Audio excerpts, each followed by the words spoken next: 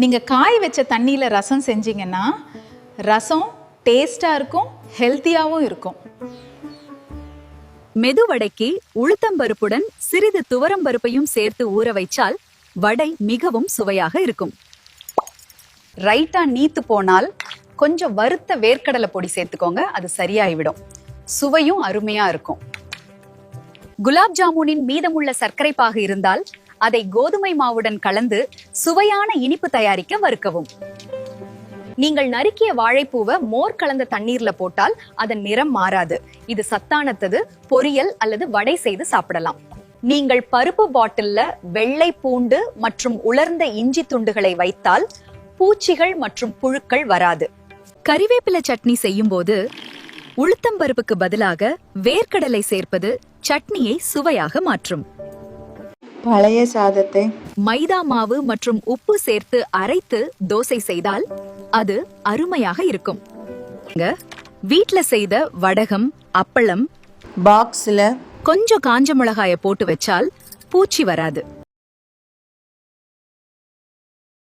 அரிசி கஞ்சியை கோதுமை மாவுடன் சிறிது கலந்து பிசைந்தால் பூரி மொறுமொறுப்பாகவும் சுவையாகவும் இருக்கும். கத்திரிக்காய் மற்றும் வாழைக்காய் நறுக்கிய பிறகு நிறம் மாறாமல் இருக்க சமைக்கும் வரை அவற்றை மோர் கலந்த தண்ணீரில் சிறிது நேரம் ஊற வைக்கவும். சமையல் எண்ணெயில சிறிதளவு வெல்லம் போட்டால் எண்ணெய் நுரைக்காது. பற்றிய தேங்காயை சிறிய துண்டுகளாக வெட்டி நெய்யில் வறுத்து பாயாசத்தில் சேர்த்தால் சுவை அருமையாக இருக்கும். சக்கரை பொங்கல் செய்யும் போது கடைசியாக ஒரு சிட்டிகை பச்சை கற்பூரம் பொடி செய்து சேர்த்தால் சுவை பிரமாதமாக இருக்கும். தக்காளி சூப்பை நீண்ட நேரம் வச்சிருந்தால் அது அமிலமாக மாறும். அதனால் இளஞ்சூடாக இருக்கும்போது சிறிது பேக்கிங் சோடாவை சேர்க்கவும். சட்னி செய்யும் போது பச்சை மிளகாயை கொஞ்ச நேரம் சூடு தண்ணீர்ல போட்டு பின் எடுத்து அரைத்தால் எளிதாக அரைக்கலாம். சுவையும் அருமையா இருக்கும். தேங்காய் பால் எடுப்பதற்கு தேங்காய் துருவலை அரைக்கும் போது வெந்நீர் தெளித்து அரைத்தால் பால் கெட்டியாக கிடைக்கும்.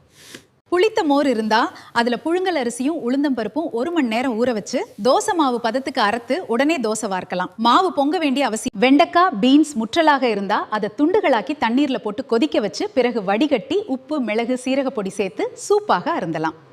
முந்திரி, பாதாம், கசகசா இவற்றை நீரில் ஊற வைத்து ஃப்ரிட்ஜில் வைத்து பிறகு அரைத்தால் சீக்கிரம் அரைப்படும். சாதம் குழந்து விட்டா 2 ஸ்பூன் நல்லெண்ணெய் சேர்த்து கரண்டியால் கிளற சரியாகும். சேமியா பாயசம் செய்யும் போது சேமியா வெந்ததும் 1 டம்ளர் குளிர்ந்த நீர் விட்டு பின் சர்க்கரை, பால் சேர்த்து செய்தால் சேமியா ஒன்றுடன் ஒன்று ஒட்டாது. இட்லி பொடி செய்யும் போது 1 ஸ்பூன் தனியாவை வறுத்து சேர்த்தால் மணமாகவும் சுவையாகவும் இருக்கும். ஓட்ஸை ஊற வைத்து அரைத்து அதனுடன் உளுந்து மாவு, வெள்ளை ரவை, உப்பு சேர்த்து கலந்து தோசை செய்தால் சுவையாக இருக்கும்.